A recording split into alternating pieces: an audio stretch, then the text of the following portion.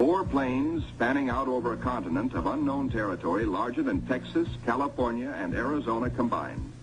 Over freezing wastes without people, without life, without vegetation. Nature's most formidable challenge to man. The 4 planes are gassed up. All controls triple-checked. Motors heated. For they face cold as extreme as 60 below. Unrelenting, murderous. Photographic units lead the parade of science to the planes. Each is a flying laboratory.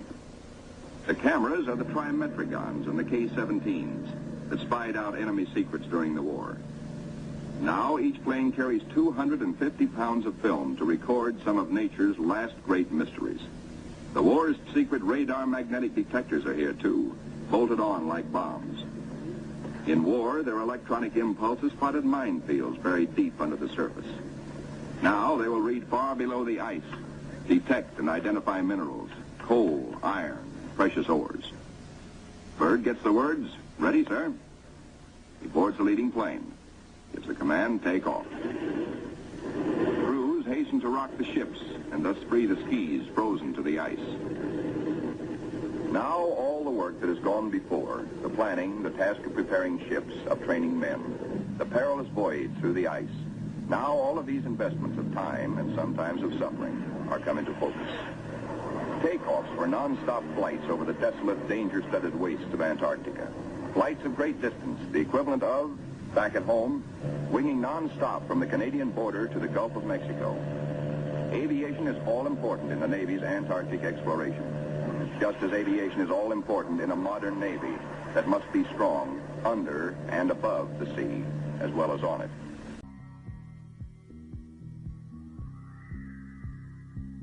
Shelf ice, Byrd leads his 4 planes in the long climb over pressure ridge areas, heading for the polar plateau, 10,000 feet up. Below are no landing fields, only deep crevasses. Pressure ridges 100 feet high. Instant destruction for a plane forced down. Byrd pioneered the first South Pole flight in 1929. He applies again the practice of constant vigilance, careful calculations that assured his earlier successes. Over this cruel country, Byrd flies today at 3 miles a minute. In earlier explorations, 3 miles in one day was frequently the utmost for Shackleton and Scott for Britain, Amundsen for Norway, and Byrd himself for America. The Beardmore Glacier, 200 miles long, 50 wide, 1,000 feet deep, who knows. Byrd checks position by the sun compass. The glacier signals the South Pole itself. Here, Byrd drops the flags of the United Nations, carefully boxed, a symbol of America's goodwill to all nations. Now beyond the pole, Byrd focuses his cameras and magnetic detectors on land new to him and to all mankind.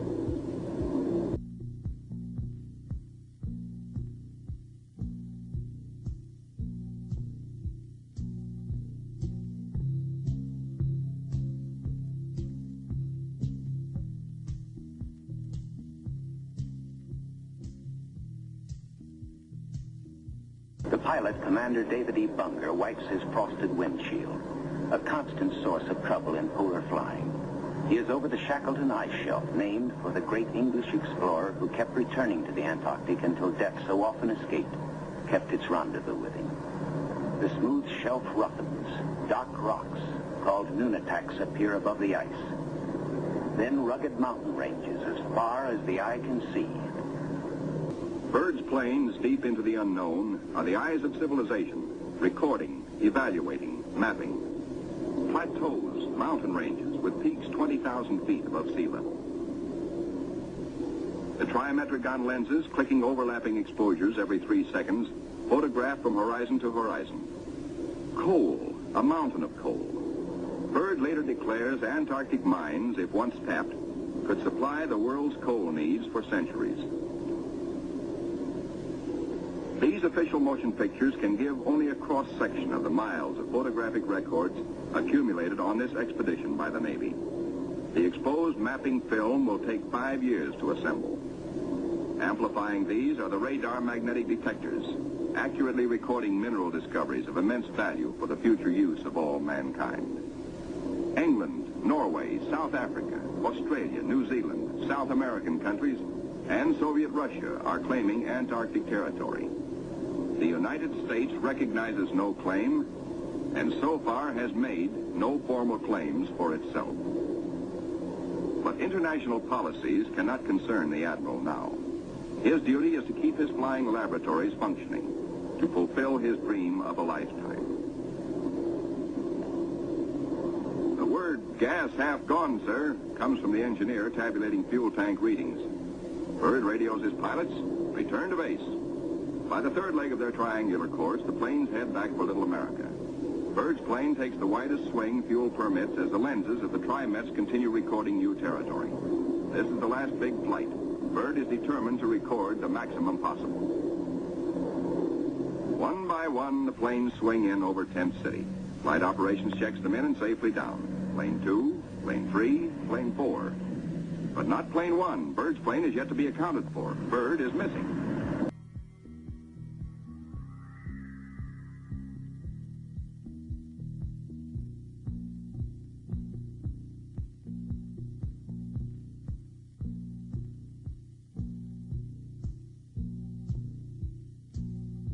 The smooth shelf roughens. Dark rocks, called nunataks, appear above the ice. Then rugged mountain ranges as far as the eye can see. Bunger leans forward in amazement. His eyes have caught a sudden and unbelievable change in scenery. The universal white has turned to chocolate brown, dotted with blue. A cameraman goes into action. 300 square miles of land without snow. Land that might be in New Mexico or Arizona. Pictures alone will prove Bunger has discovered a warm oasis in the shadow of the pole. It is for such supreme moments as this that men brave the hardships of exploration. The astounding, undreamed-of fact is that they are over a chain of warm water lakes whose shores, except for small patches, are free of ice and snow.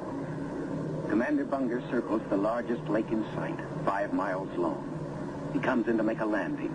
Water temperatures must be recorded. Samples taken. He finds the water fresh, the temperature 38 degrees Fahrenheit. On the shores are vast deposits of coal and of minerals of the utmost importance to civilization.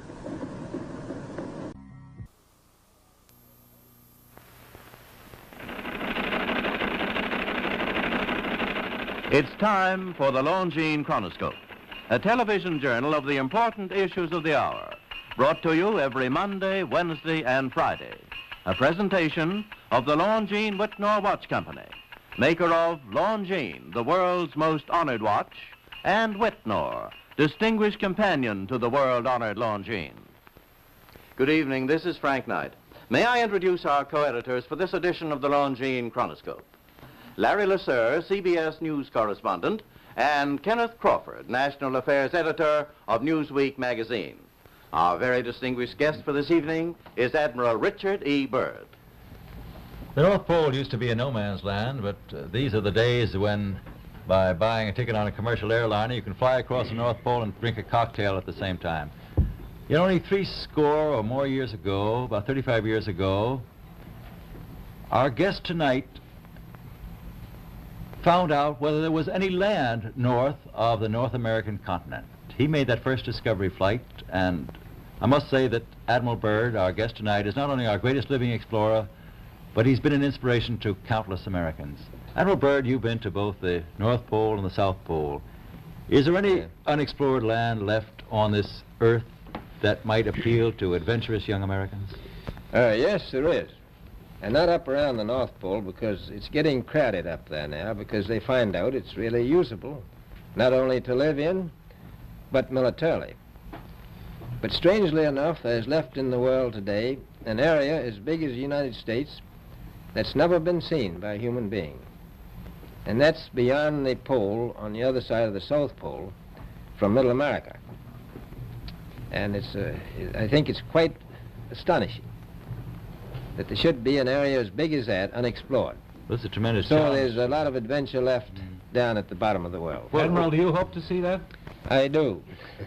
Well, Admiral, Yeah. would you say that since you've been to both the extremities of Earth, are these expeditions to such far-off places, are they getting easier because of modern techniques, or is danger still close at hand?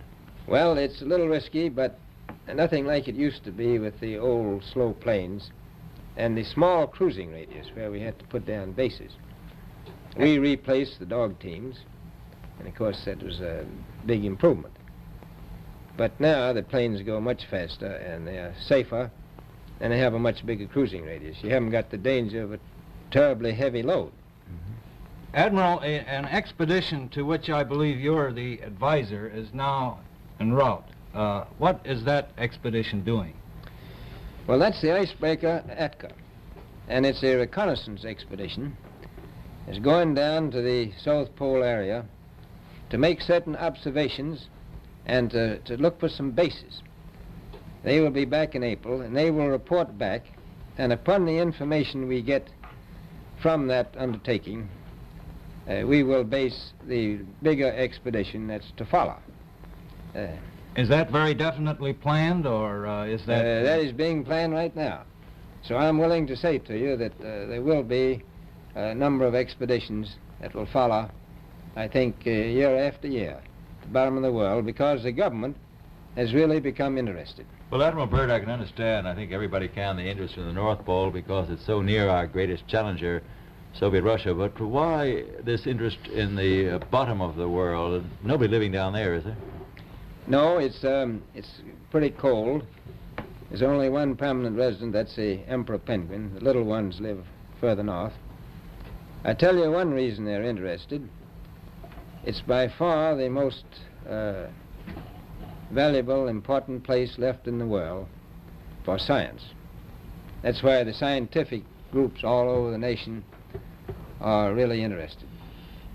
But more important than that, it has to do with the future of the nation, those to come after us, or even during your lifetime, because it happens to be an untouched reservoir of natural resources. And you know, as the world shrinks with an ever-increasing acceleration, far-flung places, once useless, like we thought the North Pole was, and no man's land, become very useful. The bottom of the world will be important, not only to us, but to our allies. I was going to ask you, does it have military importance? It has some, and as the world shrinks, it will continue to shrink with an ever-increasing acceleration, thus bringing these places closer. And in the future, I can see a time when it will be very, very important strategically. Well, has the development of air power increased the strategic importance of places like the very much Parma so. Peninsula, was it? Very much so.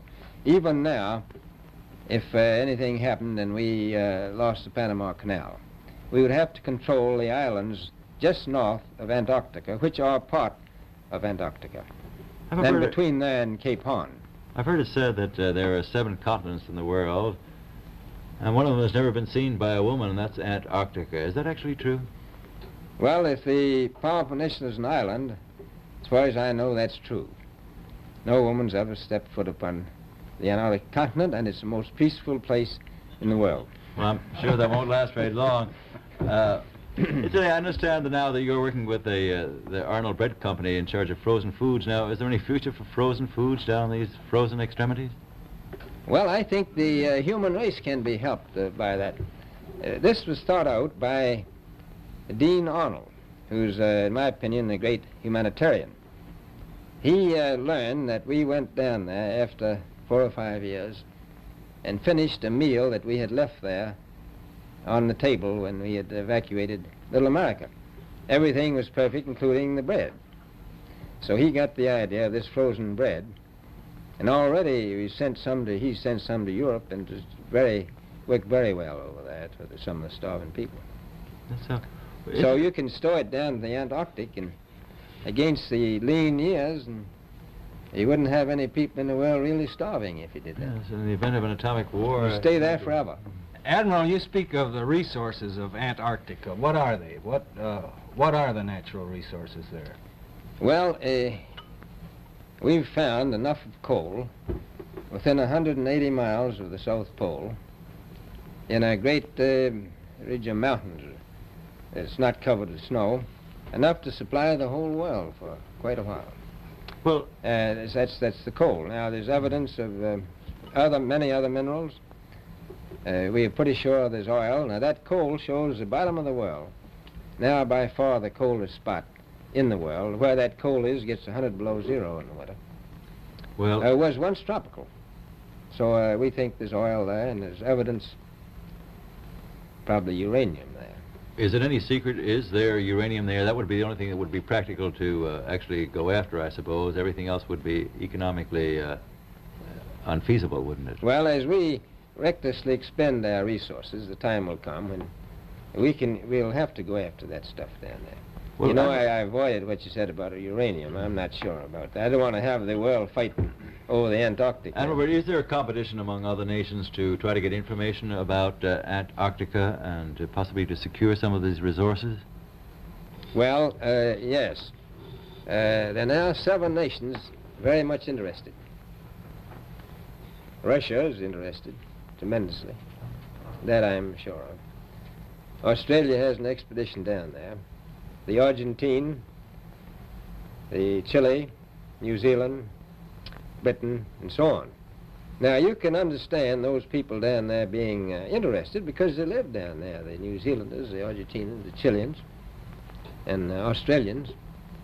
And so we don't do much about claiming anything. Admiral, you make this sound a little crowded. Are there that many expeditions now there or en route there?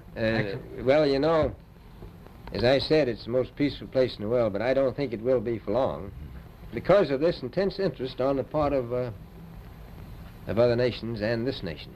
Well, Admiral Byrd, are private expeditions a thing of the past? Is expedition and exploration, making expedition and exploration now purely a government function because of the tremendous cost No, I and don't think organization? so. I think down south it may be more or less a thing of the past, but not other expeditions that go. There's a lot of them go north now. This latest expedition now on the way is a government expedition, I take it. Yes, that's the government. Admiral Byrd, may I ask you, is there a great difference between the top of the world and the bottom of the world? There is. Now, the North Pole is the center of an ocean 10,000 feet deep. The South Pole, the center of a plateau, 10,000 feet high. The North Polar Sea is surrounded by continents that are slightly frozen. The Antarctic continent is surrounded by a belt of ice, frozen seas of at least 1,200 miles thick. Now, the south is a plateau. It gets, in some places, 14,000 feet up. I've been over areas about 13,000, and it's a little bit chilly up there. So there's that big difference between the top and bottom of the world. The North really isn't very cold up there on the Arctic Ocean. Not compared to the South. Admiral Byrd, we often hear it said that our young Americans now aren't as hardy as their forefathers. Do you think that Americans do measure up to the standards, the physical standards and morale standards of the past? I do. I don't believe that. I think they're just as hardy. Well, what would you say was the most valuable factor on expedition? Is it morale, or physical courage, or is it sheer equipment? Well, I've always thought that loyalty was by far the most important trait. The British told me that when I first went down in 28, that I couldn't possibly get through the winter night without a mutiny if I took more than 20 men. But to serve science, I had to take 42 men. Then I took 56 the next time, and so on. And I did find that loyalty was the most important thing during the winter night when it's very hard on your nerves. I think that's best trait. Well, that's a very valuable characteristic at any time. Well, thank you very much, Admiral Byrd. It's been a great pleasure to have you here tonight. It's a pleasure being here.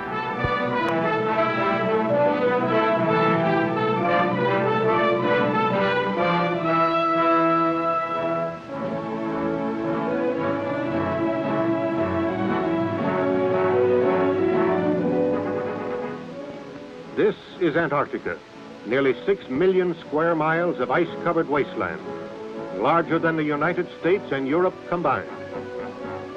Less than 1/3 of this great continent has been explored. Previous expeditions have discovered indications of coal, iron, and other minerals in this last frontier. Its mean elevation is 6,000 feet, but some of its mountain peaks rise above 15,000 feet. It is the highest and coldest continent in the world. In Antarctica, scientists hope to find the answers to many questions which will unlock secrets of the universe. The International Geophysical Year is a combined effort of scientists of more than 60 nations to gain knowledge of the Earth and related phenomena by worldwide simultaneous observation. One of the most extensive of all International Geophysical Year investigations is taking place in the Antarctic regions, with 11 nations participating. In an effort to help find answers to these questions, the United States Antarctic Programs was conceived, and by direction of the President of the United States, Rear Admiral Richard E. Byrd, veteran polar explorer, was named officer in charge. The Navy was assigned the task of logistic support for the program. Task Force 43 was organized under Commander-in-Chief Atlantic Fleet to implement the operation, which was assigned the code name Operation Deep Freeze. Rear Admiral George Dufek was appointed Commander Task Force 43, with the responsibility to construct bases, operate them, supply and resupply them, and transport scientists to and from Antarctica. The major objectives of Operation Deep Freeze 1 were to establish a main IGY base near the site of the former Little Americas and an air facility at McMurdo Sound, investigate Marie Byrd Land and the South Pole for suitable scientific observation posts, to support a planned U.S. scientific program in the Antarctic, and provide logistic support for the United States participation in IGY. The USS Arneb, a.k.a. 56, Admiral Dufek's flagship, was one of 9 ships constituting Task Force 43's ship group. The others were USS Wyandotte, a.k.a. 92, USNS Greenville Victory, USS Neskelen, AOG 55, and the icebreakers USS Edisto, AGB 2, USS Glacier, AGB 4, and the East Wind, a Coast Guard icebreaker. And finally, 2 yard oilers, the YOG 70 and 34, were each loaded with 270,000 gallons of aviation fuel to be used as Antarctic filling stations for the air unit. The Task Force Air Unit, Air Development Squadron 6, commanded by Commander Gordon Eby, consisted of 2 R-5D Skymasters, 4 R-4D Skytrains, 2 P-2B Neptunes, as well as 4 de Havilland Otters and 6 HO-4S-3 helicopters carried aboard the task force's ships.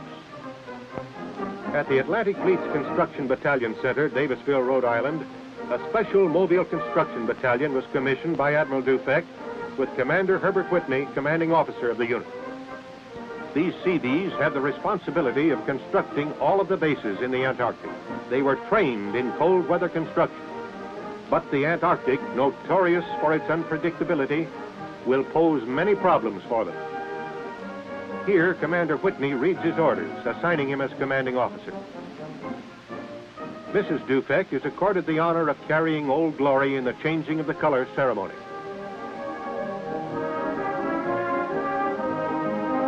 Miss Julia Hawkes, selected by the crew as co-sponsor, representing the women who must remain behind, carried the battalion flag.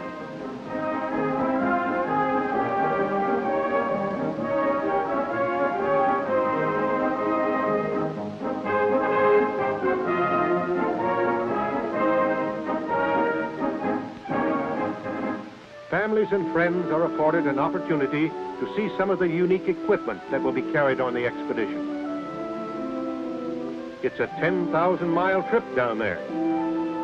And in 3 months, this weasel will be moving across the polar plateau.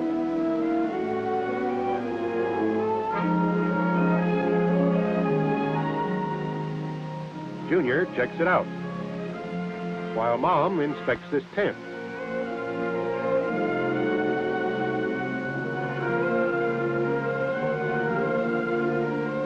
The roller will be used to build airstrips on snow-covered ice fields.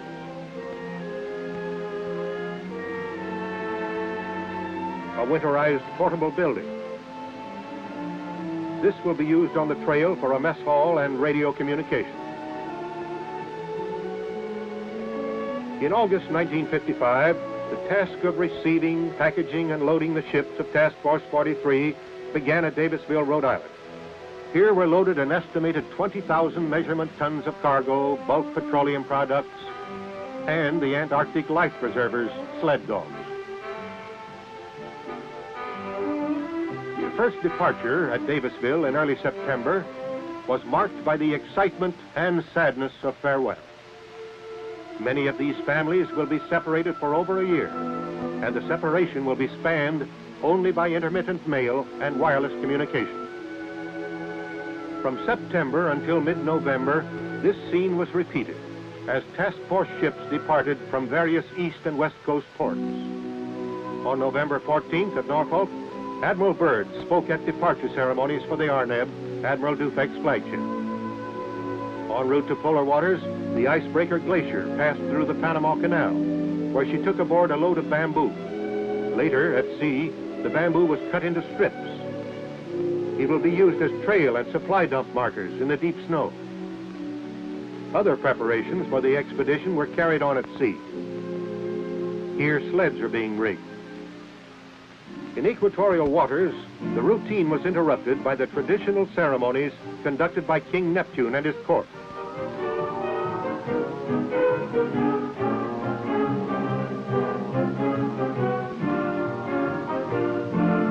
The pollywogs were put through the appropriate ritual of initiation required of all sailors crossing the equator for the first time.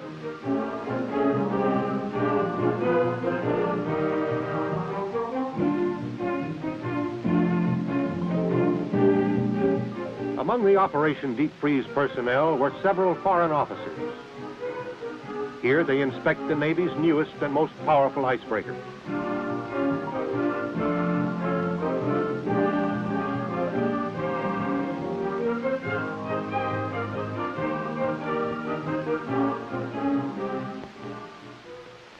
In warm tropical waters, religious services were conducted on the open deck.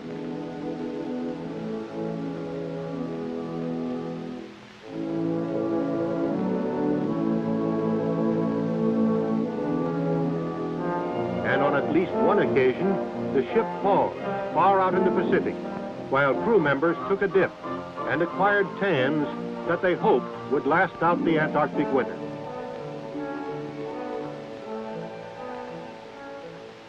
The crew of the little YOGs were deprived of many of the comforts and conveniences offered by the bigger ships.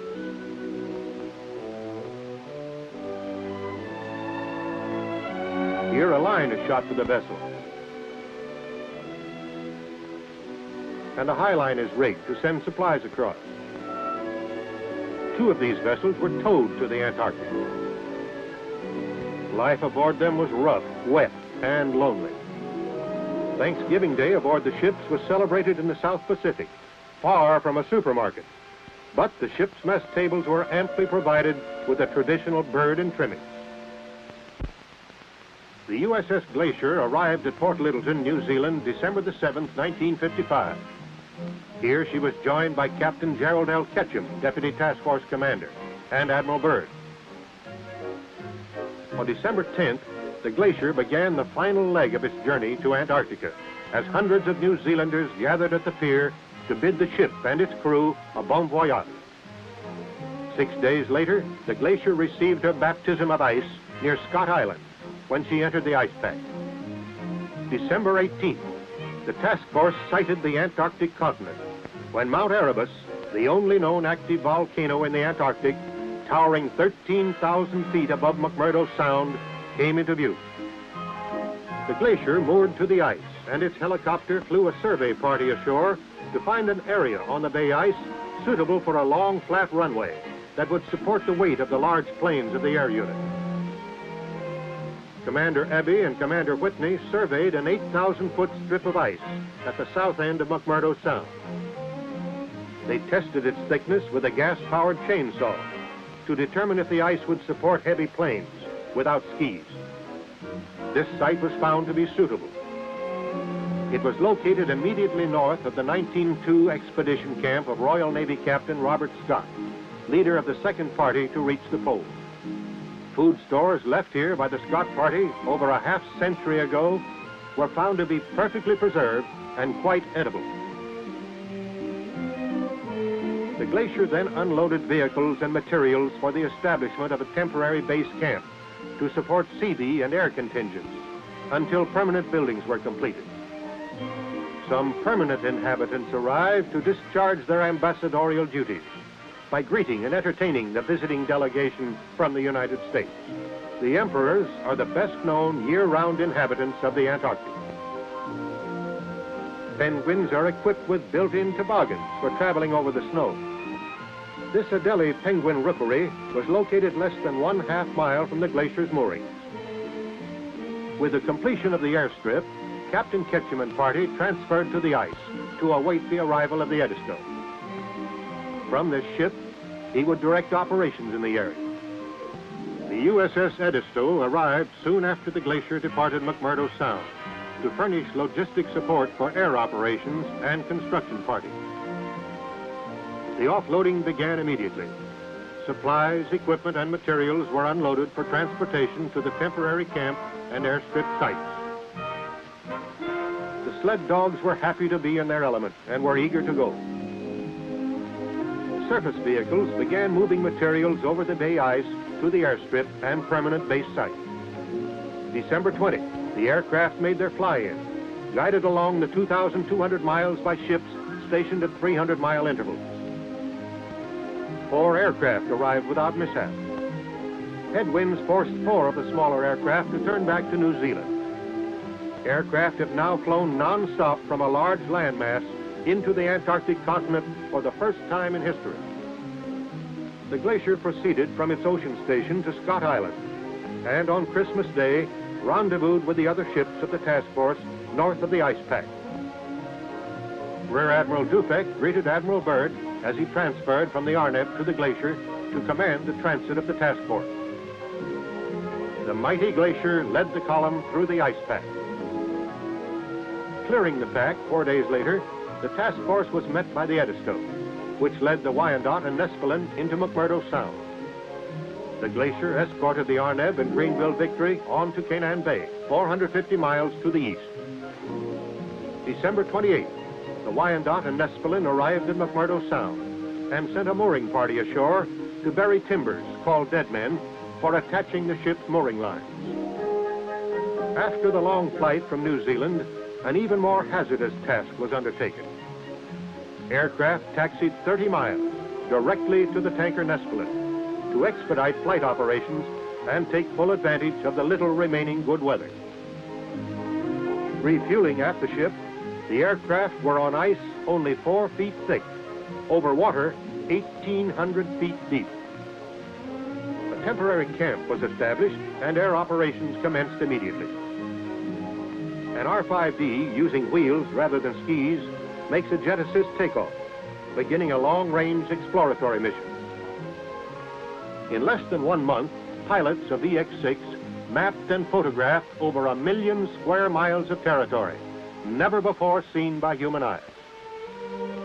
Later, Admiral Byrd, Dr. Paul Seipel, and other Antarctic old-timers paid a visit to the site of Little America 1 and 2. They located this radio tower, built during Byrd's 1929 expedition.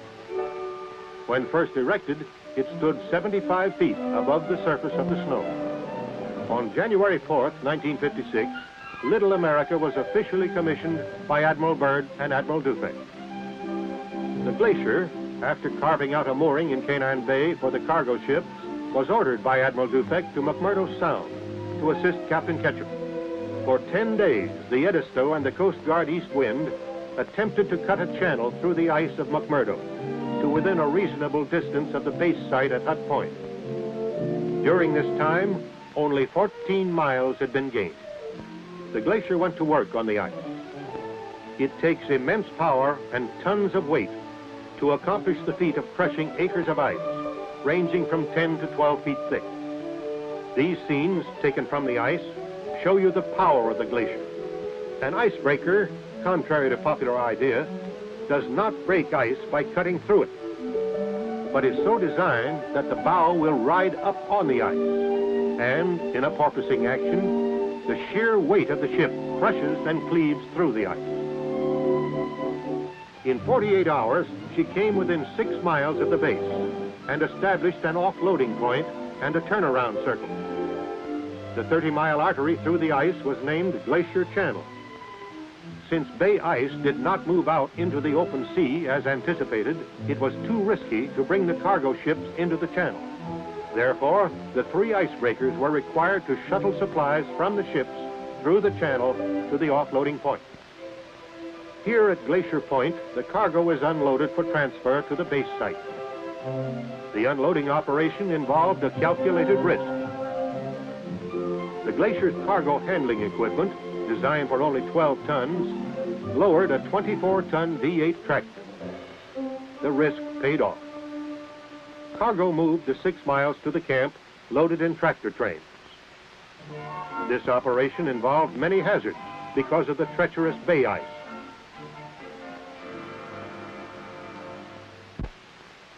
Finally, on January 14th, the first load of building materials and supplies arrived at the base site, and one of the major objectives of Operation Deep Freeze had been accomplished. The indispensable Glacier served not only as a cargo transport, but also as an aircraft tender. By January 18th, above freezing temperatures had caused ice runways to melt and crack. The aircraft, after receiving their final refueling and maintenance from the Glacier, took off for New Zealand. 450 miles east, near Little America, supplies were shuttled to a temporary cache on bay ice, approximately halfway to the base. The warm weather caused melting and weakening of the ice, until finally the temporary cache was in danger. Admiral Dufek ordered everything transported to the firmer shelf ice on the double.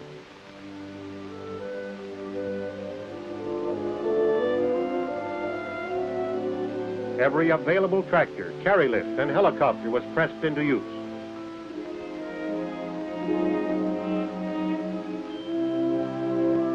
Within 48 hours, all of the cargo had been moved to Little America 5.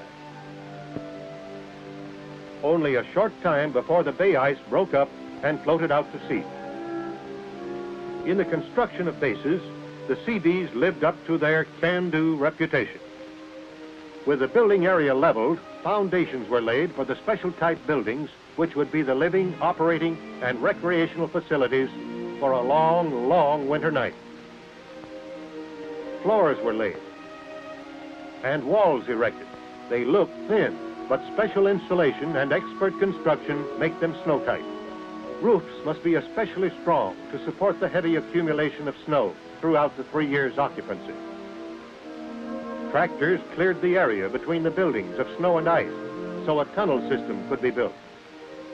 An elaborate tunnel system was built to connect all of the buildings and serve as storage spaces. Both here and at McMurdo Sound, 250,000-gallon fuel tanks were constructed to serve as storage for aviation fuel to be used in Operation Deep Freeze 2. When completed, these tanks were filled from the USS Nespelin, moored about 4 miles away. The problem of transporting fuel 4 miles was met by using several collapsible fuel hose storage tanks provided by the Marine Corps. This tank, when unrolled and filled, holds 10,000 gallons. Gasoline was pumped to these tanks, and by increasing the pressure at booster stations with auxiliary pumps, was finally brought to the huge fuel tank at Hut Point through portable pipeline. This experimental crevasse detector, designed to give a signal when a crevasse was approached, proved not completely reliable when used by trail parties. The loss of an otter-supporting aircraft and the failure of the crevasse detector delayed the Marie Birdland trail expedition. With winter weather setting in, the project was postponed until Deep Freeze 2. To climax the activities of Operation Deep Freeze 1, the Glacier, with Admiral Dufek aboard, made a notable cruise around the Antarctic continent. The purpose of this voyage was to locate suitable sites for more IGY stations to be established in later operations. Survey crews returning from surveying a possible site on the Knox coast experienced the sudden fury of an Antarctic blizzard, a vanguard of the fast-approaching polar winter. their small craft fought through the icy seas to the side of the glacier and was finally hoisted safely aboard. The glacier's cruise around the continent brought Deep Freeze 1 to a successful conclusion, and she pointed her bow northward, leaving behind 73 men at the Little America base and 93 sailors and scientists at the Naval Air Facility in McMurdo Sound. With the wintering over party were 1,500 tons of supplies and materials to sustain them through the coming year of isolation from the rest of the world. Some of these materials will go into the construction of bases at the South Pole and Marie Byrd Land before ships return to the Antarctic. At the base of Observatory Hill, men prepared for the bitter cold and the violent winds of the long winter night. And at sea, the glacier plunged northward into warmer, ice-free waters. Her destination, the United States, where she would be fitted out for Operation Deep Freeze 2.